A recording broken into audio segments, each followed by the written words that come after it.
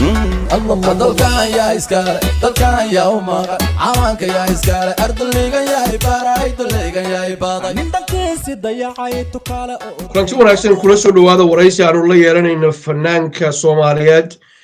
Soomaalidu ay u taqaano boqorka shanta Soomaaliyeed ilka casaqays su'aalo xasaasi ah ayaa ku jira dad fara badan oo idin kamid ah inay weydiinayeen الله دلكان يا إسكال دلكان يا أمك adigoo boqorkii raabka inay jiraan dhalinyaro hadda soo baxday oo markaas adigu laftigaagu ay jaafajiriq idinka dhaxayso su'aalo ay isugu jawaabtaan heeso tabliiq la isku dirayo digada la isaga dhigayo la isku naaxinayo labalada la iscabsaynayo ma cidaad is haysataan baa jirta annagoon cidna magacaabaynin oo aad mararka qaarkood heesahan aad darsi ugu dhigaysid الله دلكان يا إسكال دلكان يا أمك heesahaagu maxay u yihiin dagaal iyo feer iyo iskiifo iyo nacala shaydaan ku yaaliyo tabliiq baan kuu dirayaa iyo maxaa la yiraahdaa 40 cishaan ku dirayaa iyo holof baan kaa dhigayaa iyo labanadan ku casaynayaa maxaad ku dooratay heesaha noocaas holof ana kaa dhigi lahaa dal baana ku yeeli lahaa mana cabsado haddana ku sheegay qof Allah subhanahu wa ta'ala bisan ka cabsada waxaa jira 3 xabadood inay kugu jiraan haatan aan kula hadlayo baasuka noo yaala soo mood baasuka iyaal ay salad qoriga ka leeyahay wixii qoriga noo taalo gurigeena hadda gurigeyga taalo الله دلكان يا إسكال دلكان يا أمك waxaa dhacday inta badan wiilashu markay yar yihiin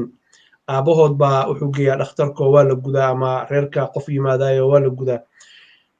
adigu gacantaada inaad isku gudday baan maqlay arrintaas maxaa ka jira qisada dhamaanaysa ma hadda bilaawno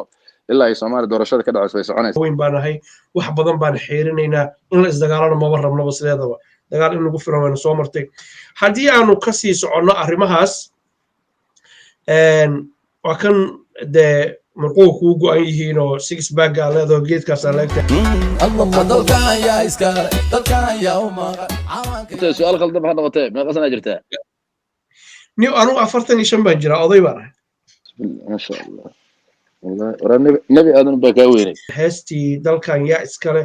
oo la weydiisay su'aalo muqaddas oo in la isweydiiyo badan ee la mudan dad fara badan ay u tooseen ay u riyaaqeen heestaas oo record bay jebisay heestaas maxay ku timid maxaad ku alifteen ujeedadaad kala haydeen maxay sahay wallahi wa billahi wa tallahi magac ilaahan ku qaatay man dhar ka xun baa jirto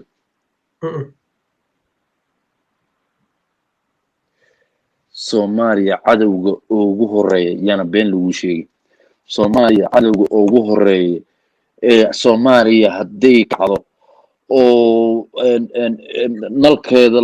dadweynaha laga arko ifkeeda oo ay hormarto wadanka ugu horeeya ee burburaya laakiin ka soo horjeeda cadawga waa imaaraadkan ku sheegay dhigayso هذا ورئيسي قالوا لي أنا بقرك الرابكة شنطة صوماليات